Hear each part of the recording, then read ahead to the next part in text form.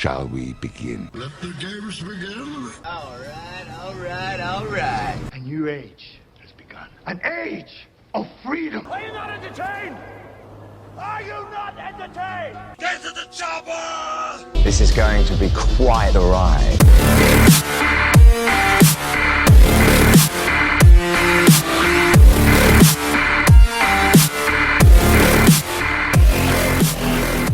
And hello, everybody, and welcome to the Movie Pit Podcast. I am your host, Christian Renteria, and this, once again, is the Movie Pit Podcast, where we talk about all the big breaking movie news items of the week. We'll talk about the trailers that came out this week, and we will talk about the movies that are out in theaters and streaming for all your viewing pleasures.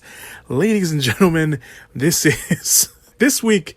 This is quite a week, so we're not going to waste any time. We're just going to get right into the movie news items. Before we get to, really, let's be honest, I almost... If you've listened to the podcast enough, or a regular listener, you know that sometimes I always say like the big movie news item of the week for the end of the news cycle before I go on to, talk about the movies that are coming out this weekend. No, we're not. I literally almost made this podcast just about Batgirl. I did not do that because there was some other stuff that came out this week that should be noted and should be talked about. But obviously, that is the big movie news item, and that's going to take up a good chunk of time. So I'm just going to speed run through everything else on the podcast. Because, yes, they are noteworthy, and we should talk about them, and I will talk about them. But obviously, the big movie news item of the week is everything going on right now at Warner Brothers Discovery and with Batgirl and the continuing snowball effect of what that news has become since then. But let's get to everything else first before we talk about that. First and foremost, I do want to mention one particular movie news item that came out after the podcast went up last week, and that was that Leonardo DiCaprio and Martin Scorsese are teaming up again for The Wager, which will be for Apple Original Films. This will be their second film for Apple after the yet-to-be-released Killers of the Flower Moon. The film is based on the upcoming nonfiction book by David Grain of the same name, and by the way, David Grain also wrote the true crime novel that the Killers of the Flower Moon is based upon, which is based on a true story. That film, Killers of the Flower Moon, is set in the 1920s in Oklahoma and depicts the serial murders of members of the oil-wealthy Osage Nation. Now, The Wager is also set in the past, even way more back, because The Wager is set in 1740s, and the story is set into motion when a patched-together boat with 30 men lands on the coast of Brazil. 30 emancipated men, rather, lands in the coast of Brazil. The men were the surviving crew of a British ship that was chasing a Spanish vessel and crashed into the island of Brazil. Oh, it's not an island, but they crashed on Brazil. Sorry. Their tales of surviving the seas and elements made them heroes. However, 6 months later, another vessel showed up on the coast of Chile. This one with 3 sailors who accused the passengers of the other boat of being mutineers. This set off a special trial to uncover the truth of what exactly happened on with the boats and with everybody, and an island that apparently also played a factor into it, exposing the story of not just the captain of the crew struggling to survive one of the most extreme climates on the planet, but also battling their human natures. Don't word yet on when production will begin, but like I mentioned, this is another team up for DiCaprio and Scorsese. This will be their seventh movie together. They've worked together on Gangs of New York, The Aviator, The Departed, Shutter Island, Wolf of Wall Street, and again, Killers of the Flower Moon, which is coming out, and now The Wager, which will be their 7th movie together. Just want to mention that. Came out after the podcast went out, and I just wanted to mention that because obviously that's a big news item. It's DiCaprio and Scorsese, they always do really good. So, all right, so let's move on very quickly to the trailers that came out this week. Coming soon to theaters. I don't really have too much to say about the trailers this week, just because they're kind of really self-explanatory. There's nothing really to like dig into with these trailers, but so the first trailer is for the Spirit Halloween the movie, which was released, and that is not what I was expecting from that movie. But the movie follows a group of friends who dare themselves to stay overnight in a Spirit Halloween store that is said to be haunted, even though none of them believe it. Unfortunately for them, the haunting is true, and they must survive the night. The cast is pretty much filled with a bunch of unknown actors, with the exception of Rachel Lee Cook, who plays one of the boys' mothers. And Christopher Lloyd, who may just appear like in flashbacks and stuff. He has a connection to the haunting of the store and everything else. This was not. I was kind of expecting like a Goosebumps kind of vibe to it, and you kind of get that a little bit, but this movie looks fairly cheap. And I mean, it's a Spirit Halloween movie, yeah, sure, but this movie looks a little cheaper than I originally had thought it was going to be. So yeah, there you go. Spirit Halloween will open on VOD on October 11th, which is during the week, by the way. So we'll talk about that obviously once we get closer to the release date. But yeah, not off to a good start for Spirit Halloween the movie. The next trailer is the first trailer for Devotion, which will come out in November during the awards race and during Thanksgiving weekend. The film is based on the true story of two widely separated U.S. Navy fighter pilots, Jesse Brown, played by Jonathan Majors, and Tom Hudnier, played by Glenn Powell, who flew over 20 missions and faced a number of harrowing challenges as they fought off an invasion in the middle of the Korean War. Glenn Powell once again back in the fighter jet, obviously playing Hangman in Top Gun Maverick. So it was kind of funny to see him do. I'm pretty sure he shot both of those movies back to back, or at least fairly close together. So he had a little bit of a kick there with the fighter pilots. And of course, Jonathan Majors obviously going to play playing Kang in the Avengers movies soon. He's also going to be in Creed 3, and he's also been in a bunch of other stuff, which he's always pretty much very, very good in. So this looks very good. It's again based on a true story about these two people, and we see obviously Jesse Brown is going through some hardships, and then him teaming up with Glenn Powell's character, having to have them team up and trust each other and stuff like that, which it's a very good trailer, and the movie looks very good. It's set up to be a very good movie. And again, it's coming out in November, prime award season. I'm pretty sure we'll be talking about Devotion at some point during the Oscar race. Maybe, we'll see. And the final trailer we're going to talk about this week, there's some other trailers that came out this week, but nothing too noteworthy, so I'll leave those in the description/show notes area if you want to watch them. But the final trailer we're going to talk about this week is the first trailer for Martin McDowell's next film, which is called The Banshees of Inisherin. I'm going to tell you, I think that's how they're pronouncing it. Martin McDowell, by the way, the director of 3 Billboards Outside Ebbing, Missouri, and In Bruges. You've never seen In Bruges? I highly recommend it because this is pretty much an In Bruges reunion. The film stars Colin Farrell and Brendan Gleeson, who were in Bruges. It's 2 of the main characters. Here they play 2 longtime friends. But suddenly, one day, Gleason's character decides he no longer wants to talk or be friends with Farrell's character, unbeknownst to him, or not unbeknownst to him, but not knowing why, rather. He doesn't know why Gleason's character suddenly does not want to be friends. So the Banshees of Inisherin, I don't know if I'm pronouncing that right, will come out on October 21st. It will play at the Venice Film Festival next month in September, so we'll probably hear some chatter about that movie before it comes out wide for all of us to watch. But I really loved In Bruges. I love these 3 together, and I think it's going to be a fairly good movie. Once again, the trailer it's just continuing the banter that they had in Bruges and bringing it here. It's very, very good. Barrett Cohagen's also in the movie. It looks like he's playing, I don't know exactly who he's playing. He's around Colin Farrell's character a lot, so I don't know if he's playing like a sibling or just someone that he knows very closely, but he's in there as well. All right, that was trailer talk. Let's move on to the movie news items of the week. Let's get to it. Let's talk about Joker. The sequel to Joker, currently titled Joker Folie Douce, has been given a release date of October 4th, 2024, meaning that the movie will be released on the 5-year anniversary of the first movie. Todd Phillips will return to co-write the movie and direct, with his star Joaquin Phoenix also returning. It has also been made official that Lady Gaga will star in the movie. It was reported earlier this year that Lady Gaga was being eyed to play a version of Harley Quinn, and that the movie will be a musical. And although the musical part has not been officially confirmed, they did release an announcement teaser, basically, confirming that Gaga was in it, and it has Phoenix and Gaga's name on it with classical music playing in the background and silhouettes of their characters dancing. So we may be looking at a Joker sequel that is a musical, or at least part musical. We'll have to obviously wait and see and what happens there. But we now have a release date for October of 2024. Production is, I guess, going to start soon, maybe. I know they've been working on the script, and Joaquin Phoenix has already read a script, so maybe they're just, looking forward to casting announcements and stuff like that. So obviously, we'll probably be hearing a lot more of Joker sooner rather than later. Moving on, Selena Gomez is in final negotiations to work with 20th Century Studios to develop a reboot for the 80s classic Working Girl, which is being eyed for release on Hulu. The reboot at the moment does have a writer in Alana Pena, who was part of the writer's room for Crazy Ex-Girlfriend, the TV series, and also created the Disney Plus series Diary of a Future President, which is still available on Disney Plus. The original had a star-studded cast of Melanie Griffith, Harrison Ford, Joan Cusack, and Sigourney Weaver, and revolved around an ambitious secretary who takes on her boss's identity while the boss is dealing with a broken leg. The film was a massive success and has obviously earned a very kind of almost cult following, and even earned 6 Oscar nominations, including Best Picture, Best Actress nomination for Melanie Griffith, and Best Supporting Role nominations for Joan Cusack and Sigourney Weaver herself. So obviously this movie has some very, very big shoes to fill.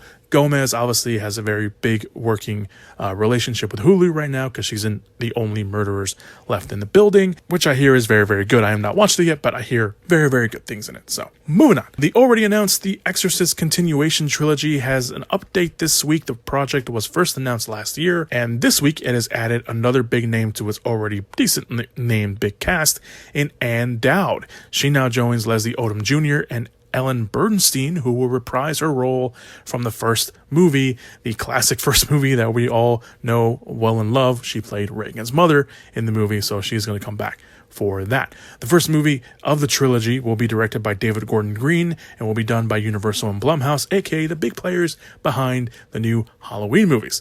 The first movie will be released next year on October 13th, so obviously they're going to start filming that very, very soon. And early plot details. Before I get to that, early plot details teased Odom Jr.'s character plays a father of a possessed child and, desperate for help, tracks down Chris McNeil. No word on who Dowd will play, but she does have a working relationship with Green, as she appeared in Green's past film Our Brandis Crisis. So a nice little reunion there. And Ann Dowd, by the way, she did a lot of work on The Handmaiden. I think most of us will probably know her as the friend of. She was in Hereditary. She played the friend of the mother that passed away and shows up halfway through the movie to, get back into the family's presence. Let's say that. And she's been in a bunch of other stuff too, but she's very good. So having her in the Exorcist sequel is very, very cool. Again, we don't know who she's playing. We don't know if she'll be a big player for all 3 movies or just this movie, but either way, we'll see what happens with that. Stick to the horror genre a little bit here. Screen Gems has acquired James Wan's production banner's Atomic Monsters' new movie, which is a body horror film pitch called Cosmetic. The movie is based on an original idea by James Wan and Ingrid Bisou, that's how you pronounce that last name, who came up with Malignant. So if you saw Malignant, you know they can do body horror very, very well. The script will be written by R.H. Norman and Micheline Pitt. I think that's how you pronounce it. I think that's how you say your name. Micheline Pitt. Micheline Pitt. I don't know why I keep saying Pitt. Weird. But they will also direct the movie together. Both of them are actually a married couple, and they've worked together in the past. But before I get to that, Cosmetic is set in the beauty industry, colliding the worlds of glamour and body horror in a supernatural tale of one girl's deadly pursuit of perfection. Yeah. There's going to be some nasty body horror. I can already tell that by that description.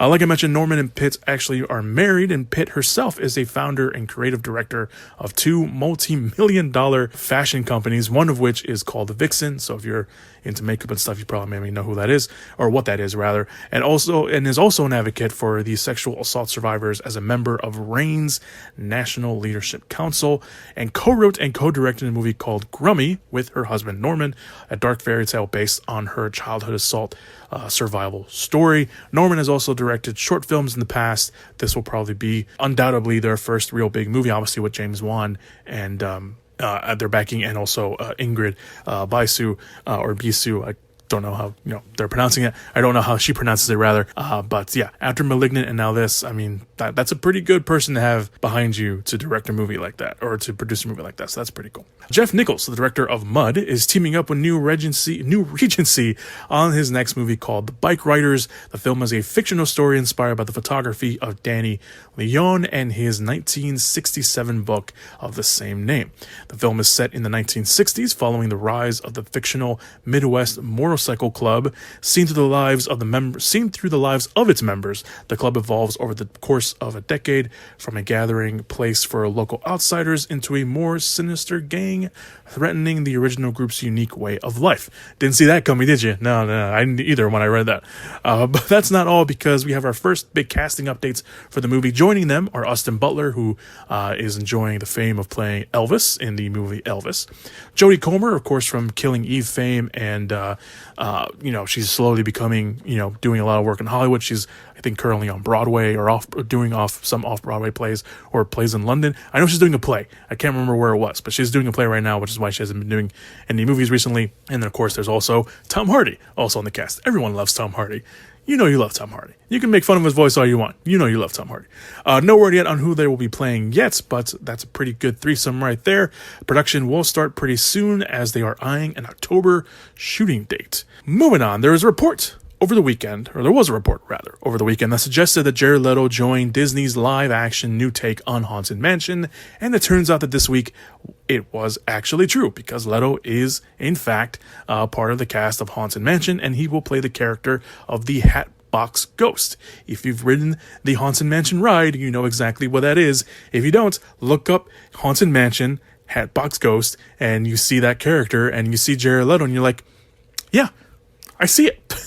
So there you go. But also this week, Jamie Lee Curtis also joined the cast and will play Madame Latoya, which is rather interesting. Again, if you know the Haunted Ride Mansion as well as I do, and as well as a lot of other people do. They will both join the already very star-studded cast of Lakeith Stanfield, Tiffany Haddish, Owen Wilson, Rosario Dawson, and Danny DeVito. This movie will be directed by Justin Simien, who directed Dear White People, who also had a hand in the TV series of Dear White People as well. He also directed the Hulu film Bad Hair, if you want to go check that out. The movie will follow a doctor, played by Rosario Dawson, and her 9-year-old son looking to start a new life and move into a strangely affordable mansion in New Orleans, only to discover that the place is much more than they bargained for. Desperate for help, they contact a priest, played by Owen Wilson, who in turn enlists the aid of a widowed scientist turned failed paranormal expert in Lakeith Stanfield, a French Quarter psychic, played by Tiffany Haddish, and a crotchety historian, that is how they described it in the plot synopsis, a crotchety historian played by Danny DeVito.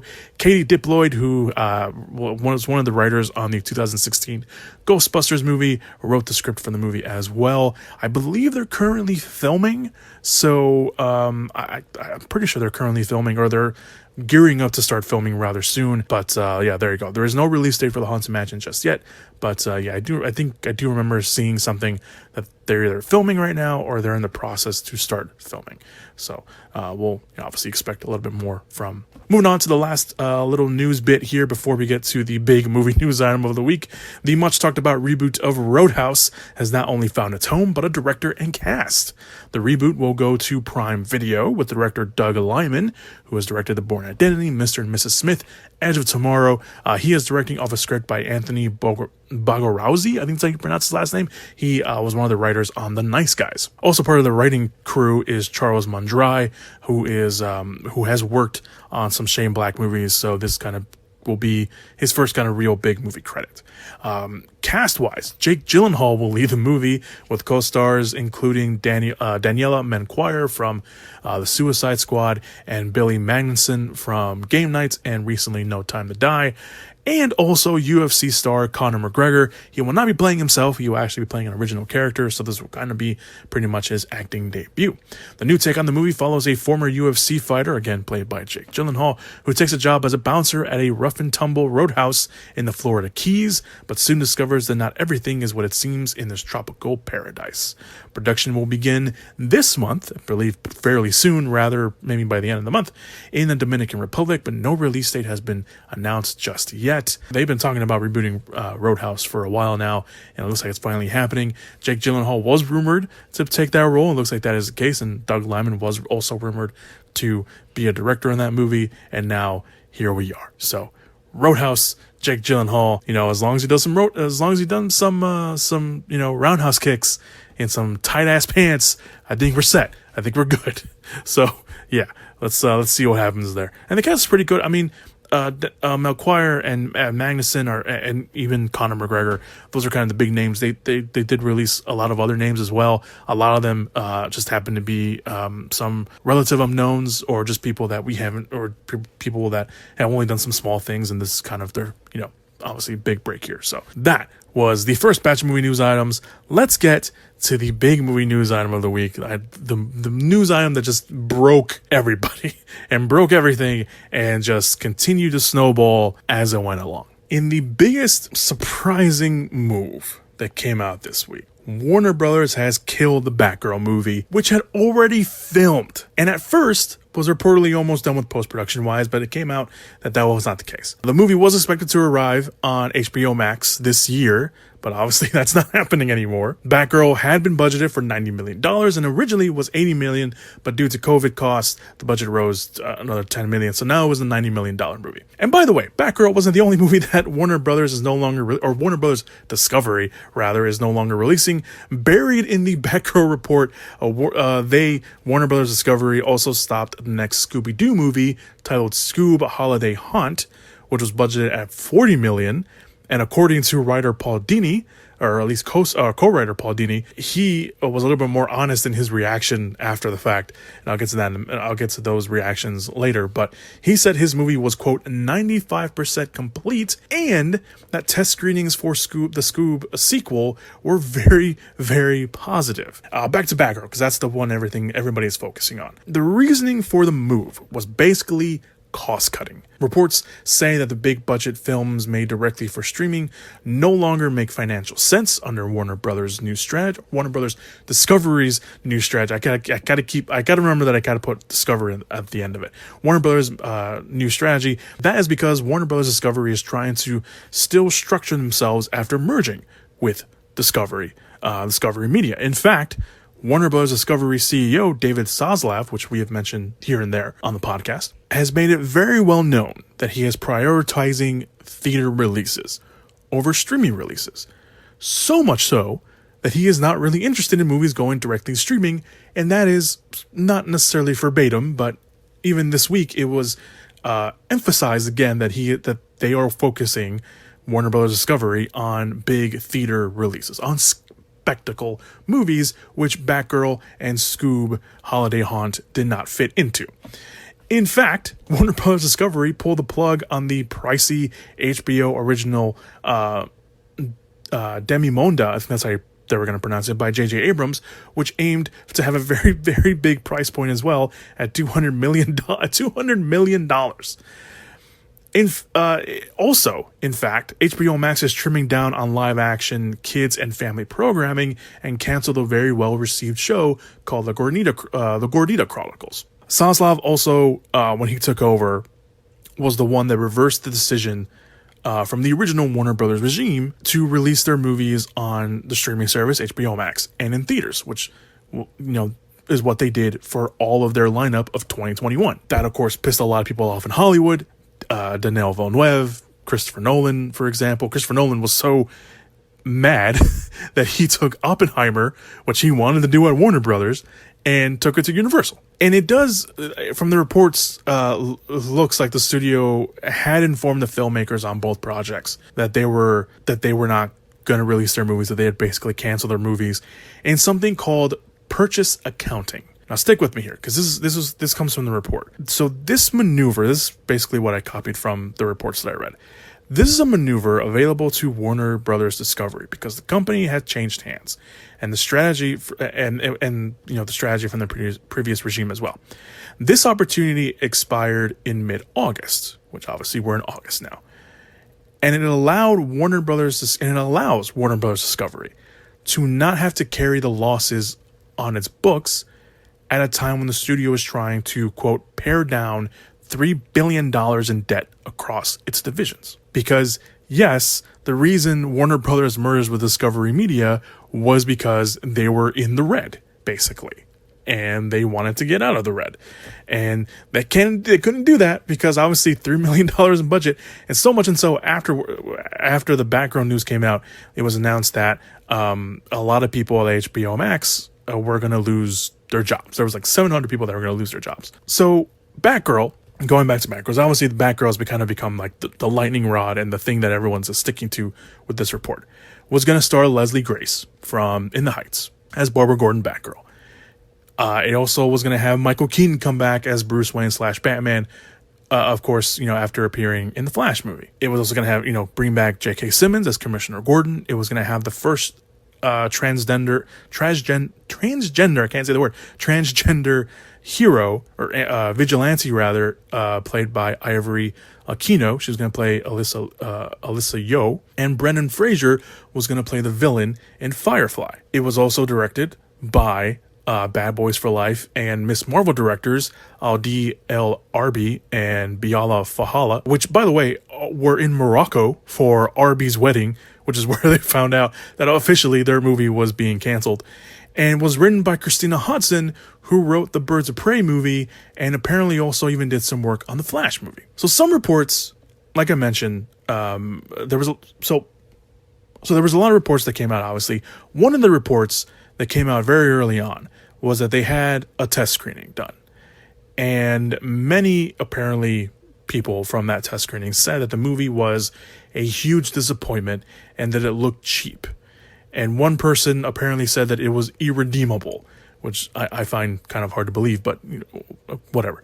This was only after one test screening. They had one test screening in early July, and that was the case. So they were still working. So they were still working on it. But a movie scoring really bad doesn't really mean you cancel the movie's release. This isn't the 70s or the 80s anymore, where you film a movie and you see that it's not good and you're like, screw it, we're not gonna release the movie. No, you don't do that anymore. We have streaming services now. We have VOD now. If a movie's not good, just drop it on there. You have your own streaming service that you can drop on there. You think all of your Max originals were good? Or all the movies you have on there are good? No. You literally have the Flash of all the movies that you can cancel. You cancel Batgirl. You have the Flash movie, which apparently is still in limbo, and apparently Warner Brothers has very tight-lipped on what they're going to do with the Flash movie, especially considering that Ezra Miller, their star of the movie, of not just the Flash movie, but of the Fantastic Beasts movies, is a piece of garbage. He's a garbage person, a clown. And you decide to cancel Batgirl. Why? So after, all of that, Warner Brothers Discovery did finally release a statement of all this. They waited a while before they released a statement and saying this, quote, "Decision to not release Batgirl reflects on our leadership's strategic shift as it relates to the DC Universe and HBO Max. Leslie Grace is an incredibly talented actor, and this decision is not a reflection of her performance. We are incredibly grateful to the filmmakers of Batgirl and Scoob Holiday Haunt on their respective casts, and we hope to collaborate with everyone again in the near future." Now, the directors of Batgirl and Leslie Grace both released statements saying they were proud of the work that they had done, even though they didn't get to see it, or even though no one obviously gets to see it, and they were obviously very bummed out that no one would get to see their work. Grace went a little further and said it probably wasn't a dig at them, but it maybe kind of sounded like a dig, because she was like, "I'm proud of the work I've done and everything like that, and of the 7 months that I spent in Glasgow," because I guess that's where they shot the movie. I'd be pissed. Not just as a director or a crew or an actor, like a crew member. Like, you spent 7 months filming a movie, or however long they were filming that. It probably wasn't 7 months, but you spent an X amount of time away from your family, probably, to film a movie that is not even going to get released anymore. Not even on a streaming service. You want to know why they're also not doing it? Because it's being written, or Batgirl and Holiday Haunt and Scoob Holiday Haunt are being written as a tax write-off. And here's the dangerous part of that. If they write off as a tax write-off, there is no way that movie or Batgirl, that Scoob, Holiday Haunt, and Batgirl can ever be released. Never. It has been said that if they write off as a tax write-off, they can't release that movie at all. Even if they change their mind. If they change their mind and still want to do a Batgirl movie, and still want to do Scoob, Holiday Haunt, they have to do everything all over again. So that was the initial report. And then literally a day later, after the Batgirl news, so this was on Tuesday, Wednesday comes around. It was reported by a Reddit user, and then Variety picked it up, that HBO Max had been quietly removing Warner Brothers original movies from their platform. Warner Brothers original movies from their own platform of HBO Max. Those movies were the recently released Moonshot, with Lana Condor and Cole Sprouse, which came out at the end of March. So that was the most recent movie they released. The dystopian comedy Superintelligence with Melissa McCarthy, which was released last year, I believe, or maybe even 2 years ago. Charm City Kings, which was very well liked by critics and by many people that watched it. In fact, I think the director of Charm City Kings is directing the Blue Beetle movie, which may or may not be in jeopardy now. The Seth Rogen-led comedy American Pickle. The Doug Liman heist movie Lockdown with Anne Hathaway and Chiwetel Ejiofor, which was released during quarantine on HBO Max. And finally, the first real big movie, kind of one of the tentpole movies of the streaming service, the Robert Zemeckis directed remake of The Witches, which also coincidentally starred Anne Hathaway. So they took all those movies down, the quote-unquote Max original movies. They took all of them down quietly. Also, the LeBron James produced remake of House Party, which is always in sizzle reels for HBO Max, is not coming out. It has been completely removed from the release schedule. Also quietly, because that was supposed to come out last week, and it was still labeled as a release for last week, and it wasn't until recently where everyone was like, where is it? What's going on? And nothing. Now, yes, streamers add and remove movies all the time. They remove them all the time. But if it's a movie that is original, I mean, I don't think Netflix removes their original movies. I just chose Netflix because it's easier, because, obviously there's a bunch of Netflix originals.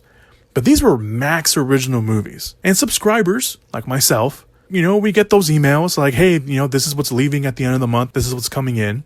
How do you remove your own movies and not tell anybody? Like, not even give people a chance to watch it one last time. Like, some of these movies are on VOD and you can watch them somewhere else, but not all of them. And I want to know, like, if anybody out there who's listening to this knows how streaming service works, like, does the company make money? Like, does the company really make money if someone watches a movie on the platform? Like, I just want to know. Like, I don't know. Like, I can do my own research. I probably will. But just in case, let me know. But then, today, I'm recording this on Thursday, by the way.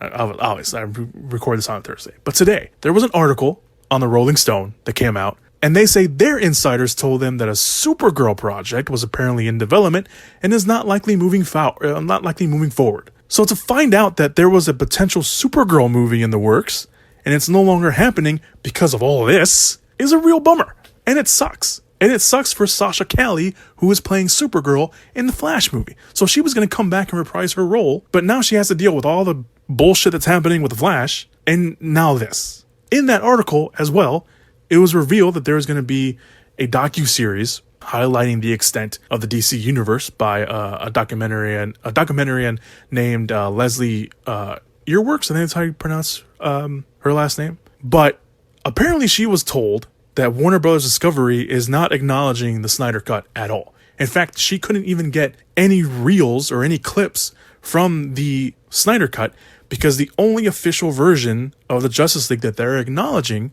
is the 2017 version, which was directed by Joss Whedon. So the whole Restore the Snyderverse campaign that's going on, that people are trying to restart, it's not going to work because they already have in their mindset, Warner Bros. Discovery, that they're not going to acknowledge the Snyderverse at all. And they're trying to get away from the Snyderverse as much as possible.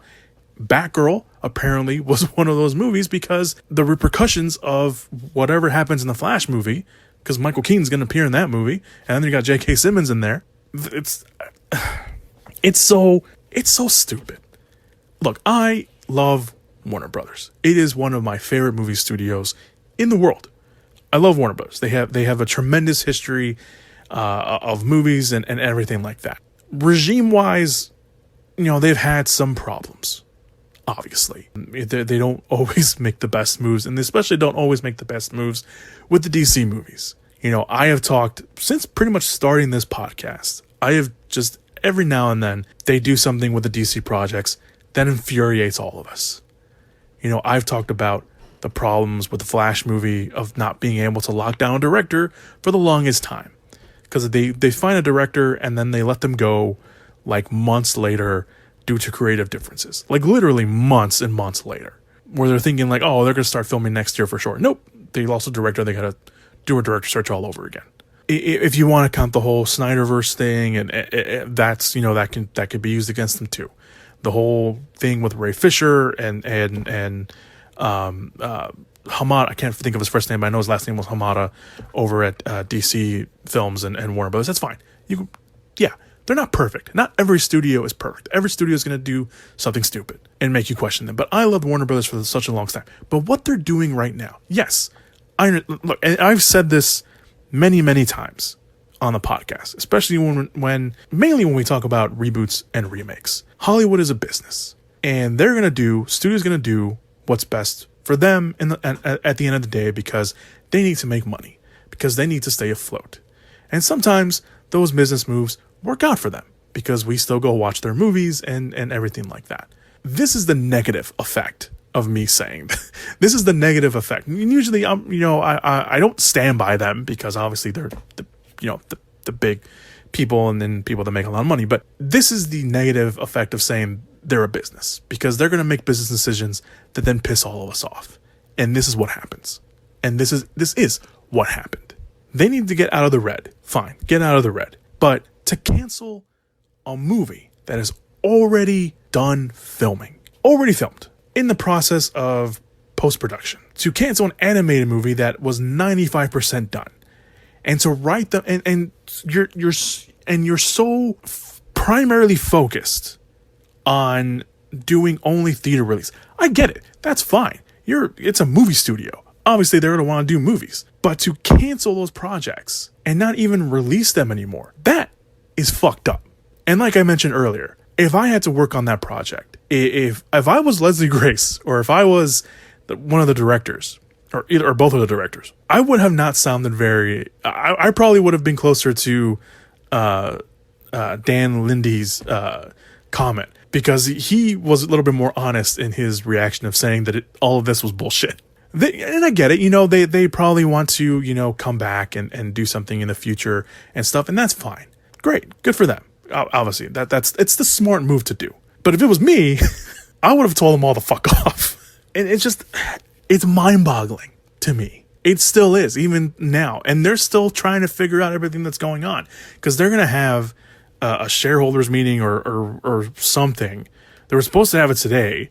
And I guess, I don't know if they haven't done it yet, or if they're in the process of doing it right now, or they're just going to wait to share with, or they moved it back to Friday, or they're just not going to share everything up until Friday. So I don't know. And there's talks about, removing HBO Max and merging it with Disney, or just not Disney, Discovery Plus, and making it one big thing. They're not doing that now. I guess they're going to do it eventually, but they're just not going to do it now. I don't know. It's infuriating. Everything that's been said about it has kind of already been said by everybody else. So all I can say, really, in my non-verbal way and not articulate way of saying anything, is that it's so fucking stupid.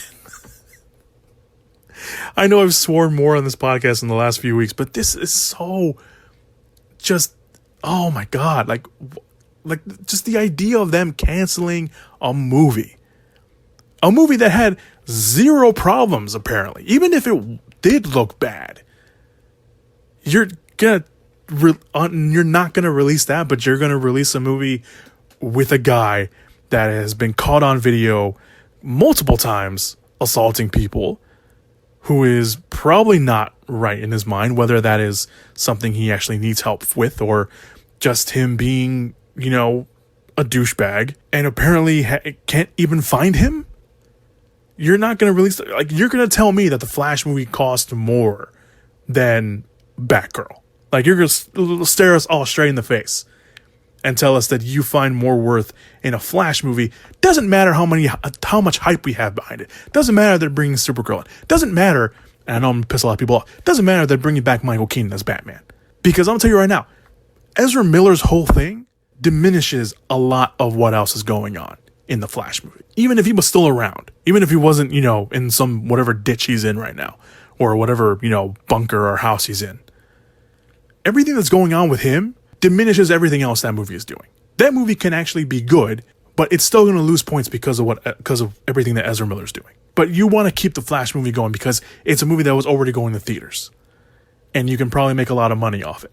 But you're not going to release Batgirl, a female-centric superhero movie with a person of color playing the lead, people of color directing the movie. It's not a race issue. It's not that. I don't want to turn it into that. I think some people have been turning it into that online. I've seen a little bit of that. I'm not going to turn it into that because I don't think that's necessarily what it was. Because I do think it was just them being like, we need to save money and we don't want to take any more hits. And Batgirl isn't worth it to them.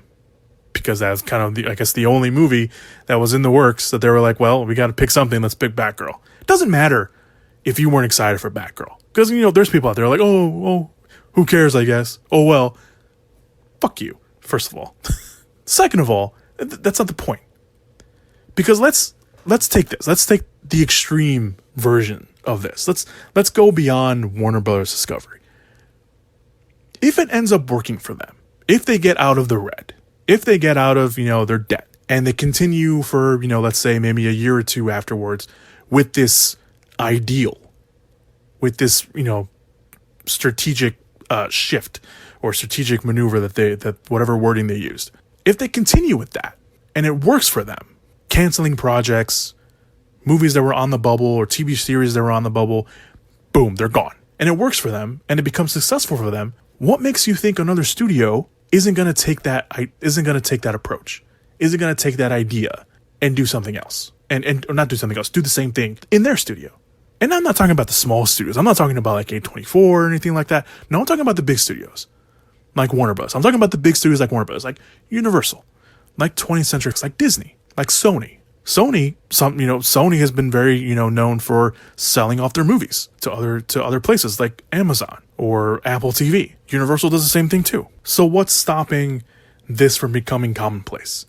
If I worked in Hollywood, I would be scared shitless right now of something that I thought I had, something that I thought was concrete, and now maybe is not so concrete, especially if it was at Warner Brothers. I don't know. This is a very continuing story that is going on. And obviously, if anything big drops after this podcast goes up, I will, do my best to put it up on the Twitter page. But this is a very big deal. This could set a precedent. And I know, it's Batgirl. No, shut up. That doesn't matter. That's not the point. The point is, this could be the start of other projects being canceled. That's the point. So, yeah. All right. That's it. I don't want to keep rambling on because I feel like I've been rambling on now a little bit longer. So there you go. Doesn't matter what I think. I want to know what you guys think. What do you think? Hit me up on Twitter, Instagram, whatever, YouTube, down in the comments. I want to hear what you guys think about this. All right, let's move on to the movies coming out this weekend. Let's all go to the lobby. Let's all go to the lobby. Let's all go to the lobby to get ourselves a treat. All right, so let's talk about the movies that are coming out this weekend. First, of course, we'll go with streaming. On Prime Video, we have 13 Lives. That is a movie directed by Ron Howard. This is based on the rescue of the soccer team stuck in a cave that had happened a handful of years ago. So there we got that. That came out last week in theaters for a week, and now it's coming out on Prime Video. On Apple TV Plus, we have Luck.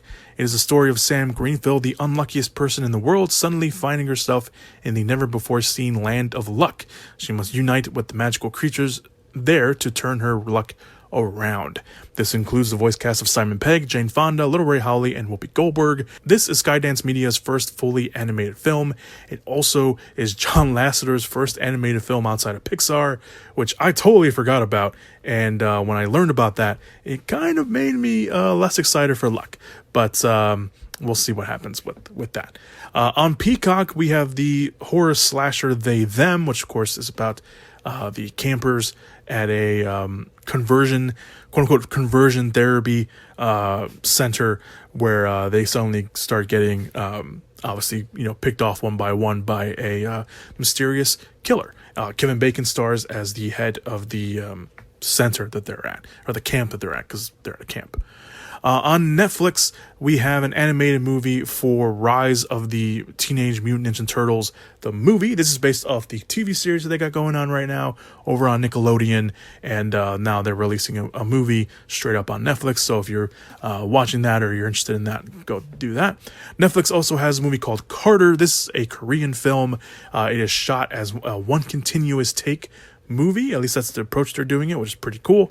But this is about a man that wakes up suddenly with no memory of who he is or how he got there or anything, but he has a voice in his head that tells him if he doesn't do what they tell him to do, his head will blow up.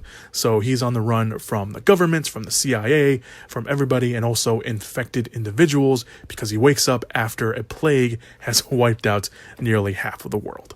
So there you go. And then on Hulu, the biggest streaming movie this week, probably the second biggest movie of the weekend, is Prey. This is, of course, the kind of a prequel to the Predator movie, to the Predator series. It takes place in the wildlands with the native tribe of the Comanche in there. Very, very good things coming out of this movie. It played at Comic-Con, and it had its world premiere also, and a lot of people have been saying very, very positive things. They're saying it's the best Predator movie since the first one, saying that it's just as good as the first one. They're saying that it's really, really good. So I'm very, very looking forward toward Prey, watching it this weekend. I'm looking for it. I have a problem with Hulu, though. Hulu, what the hell? Put the release dates of whatever it is in your commercials. I've noticed it. I noticed it with Prey again. I noticed it the first time with The Princess, that came out, I think last month. Did it come out? Yeah, I think it was last month. Put the release date in your commercials, man, because you just say coming soon. No one knows what that is. If your first exposure to, especially Prey, with all the praise that it's getting, is coming soon, and no one knows that it's coming out this weekend, what are you doing? Like, us nerds, the people who are hardcore about it and, have known about this movie from the beginning and have been hyped up for it, we know it's coming out this weekend, but no one else is going to know that. Just how hard is it to put a release date on your commercials? Like, seriously. I'm mad this week. So those are your streaming movies. In theaters, we have Easter Sunday. It's a comedy. It's led by Joey Coy, the comedian, and sometimes actor as well. Obviously, he's acting here. It looks pretty funny. It's all about representation. It's about a Filipino family, obviously during Easter. I don't know why they're releasing it now, but there you go. But it looks pretty funny. So if you want to go check that out, you can. A24's newest film, Bodies comes out. This is also getting some good reviews as well. It's kind of a deadly game of basically mafia or what was the other version? Werewolf kind of version of that game where people actually start dying. So there you go. Amandla Steinberg, Maria Bakalova, and Lee Pace are some of the cast members in there. Also, what's his name? Pete Davidson. There you go. Pete Davidson is also in that movie as well, or in the movie as well, rather. Look, I've been burned by movies that look like this. There's just something about characters that you're not supposed to like and following them for an hour and a half or hour 45 minutes. I think I'm over it. I don't want to follow characters that I don't like. And I don't know. Bodies. There you go. And of course, the big movie coming out in theaters this weekend is Bullet Train. I've been looking forward to this since it was first talked about on the news and the trailers. We've been talking about Bullet Train in the podcast, since then, and I've always been excited about it, and I'm looking forward to it. Reviews have been pretty good, surprisingly. I thought that some critics were not going to like this, but reviews have been pretty good so far for Bullet Train. They're calling it a wild ride. They're calling it a little out there, but a little out there in a good way. So I'm looking forward to seeing what that. Obviously, Brad Pitt's in there. Leading the cast, Sandra Bullock, Joey King, talking about The Princess earlier. Joey King's in there. Hiroyuki Sanada, Michael Shannon, Andrew Koji's in there. But he's not really in the trailers a lot, but I know he's in the movie. Aaron Taylor Johnson, Brian Tyree Henry, just to name a few people. They're all in there. I'm looking forward to this. I actually have my tickets for Saturday, so I'm going to be looking forward to that. So, I'm really excited for it. So there you go. Your movies in theaters this weekend: Bullet Train, Bodies, which I forgot to mention is getting kind of a rollout release. So if you don't see it in theaters this weekend, or you don't see it at your theater this weekend, maybe wait for next weekend, because it's going to be one of those movies that gets a rollout. I've noticed that when I was doing my outline. So this week it's labeled as a limited release this weekend, but I've been seeing a lot of trailers for it and some ads for it. So it's getting a limited release this week. I think it's getting a wide release next week. So just be aware of the rollout for Bodies. And then Easter Sunday are your releases. Streaming wise, you have Luck, on Apple TV Plus, 13 Lives on Prime Video, They Them on Peacock, Rise of the Teenage Mutant Ninja Turtles the movie on Netflix, Carter on Netflix, and Prey on Hulu. That is the podcast, everybody. Thank you so much for listening this week. Continue to keep an update and an eye on the Warner Brothers Discovery news, because I don't think that's going away anytime soon. I think that's gonna be a rolling continuing updates and things that come out from all of that. So I will try to obviously keep that. If anything big obviously comes out on the weekend of that, I will put it up on the Twitter page. And I definitely want to hear what you guys think of all this going on, because this is a really big deal. I know it doesn't seem like it, but it really, really is, because it could potentially shape how things are done, especially over at Warner Brothers Discovery. That's it. Thank you guys so much. Thank you wherever you're listening to, YouTube, Apple Podcasts, Stitcher, Spotify. Very much appreciate it. And leave us a review and everything like that. Check out all the links down below, descriptions/show notes, trailers, links to the social medias, all that good stuff. And yeah, so enjoy your weekend, everybody. Be safe, be good people, and as always, go watch some movies. Whoop whoop! Yeah! Give it up! Movies!